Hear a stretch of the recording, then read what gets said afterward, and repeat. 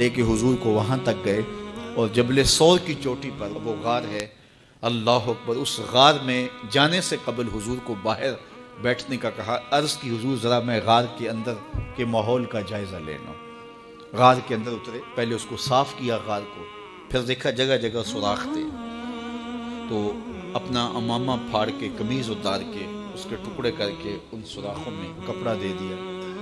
دو سوراخ ایک روایت کے مطابق اور ایک روایت کے مطابق ایک سوراخ بچ گیا، اس میں اپنی ایڑی رکھ دی اور پھر آواز دی جان عالم اندر تشریف لائی۔ تو آقا کریم علیہ السلام غار میں چلے گئے تو سیدنا صدیق اکبر رضی اللہ تعالی عنہ نے اپنی گود میں آپ کا سر رکھا اور حضور لیٹ گئے۔ اللہ اکبر، کیا منظر ہوگا! صدیق اکبر نے حضور کو دیکھا اور جی بھر کے دیکھا، اور ایسا دیکھا کہ کوئی اور شریک بھی نہیں تھا۔ یہ واقعہ حضرت سیدنا عمر سے روایت ہے۔